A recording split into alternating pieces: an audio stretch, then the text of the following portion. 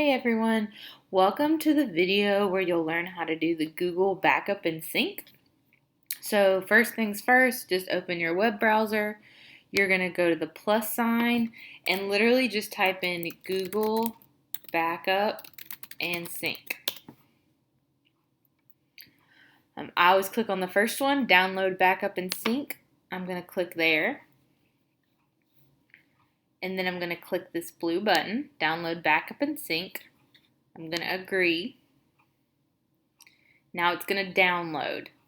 Now, depending on what device you have, whether it's a Mac or a PC, your downloads are going to be different. If it's a PC, you know it's going to go to your download files folder. If it's a Chrome, it's going to go to your bottom part.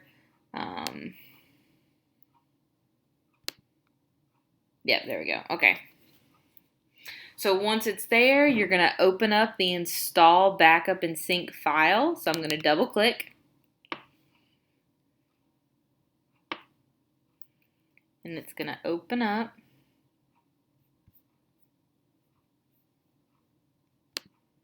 It's going to open up. Yes, you are. So it's opening up the installer. I'm waiting.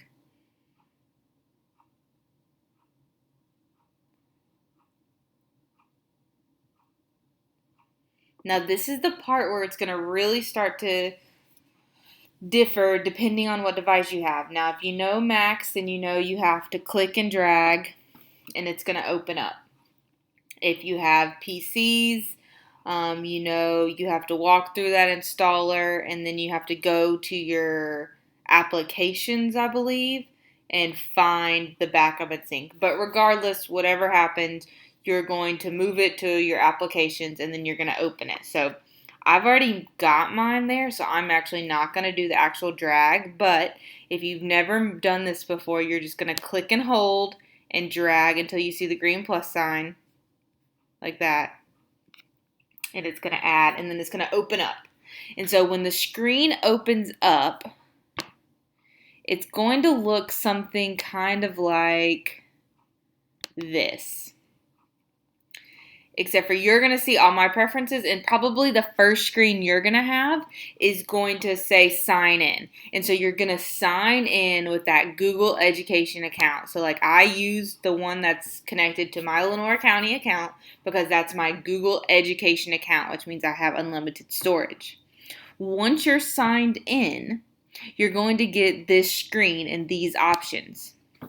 So right now, I've labeled it within my Google Drive school computer. It's my current school computer, and I am backing up my desktop. I'm backing up my documents, my pictures, my photos library if I have something in there, my downloads. I'm backing all of that up to my Google Drive. So I'm going to check all of that. Next option says removing items synced between Google Drive and this computer. Never remove both copies. So basically what this means is if I'm on my computer and I'm working, and let's say I save it to my desktop one day and it automatically uploads to Google Drive, but the next day, I'm done with it. I don't need it anymore. It takes up space on my Mac, so I drag it over to the trash can and delete it. What this means is that even though I deleted it from my computer, it will not delete from my Google Drive, which personally is I like. If you choose always remove, if you delete it on your computer, it's going to automatically delete out of your Google Drive. Or you can have ask before removing both copies, which would just, if you delete something, like anything, if you put anything in the trash, a little button's going to pop up that's going to say, do you want to remove this from your Google Drive? Which is why I just say never. Like I said multiple times in my session, I always prefer to just keep it all. And then I check upload Google Photos because that means any photo that is saved to my MacBook automatically gets uploaded to my Google Photos. Now the next tab, Google Drive. This, I do not sync my Google Drive to my computer purely because of hard drive space and like all that storage. You can do it if you've got a lot of storage. I would say go for it. But because I don't have a lot of storage, I choose not to sync. And it really, I mean, it could benefit you.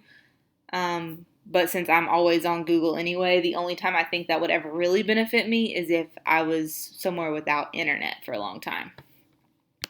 And then last is settings. I check that it's open on system startup. Whenever I start my computer, it automatically starts working, and then it shows my file sync status. Now, to know that it's working, it's going to be up here spinning. And so when you first start this, it's probably going to want to work for like a really, really long time. What I found though is that even if you close your computer, it's going to it's going to pick up where it left off when you open it back up. So it'll pause whenever you close your computer and it'll open back up. As you can see, mine's going through some syncs right now of some things that it's found on my computer that hasn't been linked. And it does that continuously. Whenever it finishes, the arrows will just stop spinning. But yep, that's how I know it's right there. It's wonderful. That's pretty much the general idea. I will say it's been a little bit since I've done this with a PC, and so some of that beginning part might be a little off. If you have any questions, and if you don't feel like it's working correctly, if you'll just like send me a screenshot, or if you email me and you want to do a Zoom, I can definitely walk through fixing that. I know I've done it multiple times before, but because I don't work with PCs on a regular basis, I've kind of forgotten exactly what it looks like. But just let me know, and I'd be more than happy to help you. Those of you, hopefully this really helps. Let me know if this is a life changer. I know it is for me. But yeah, thank you guys. Bye.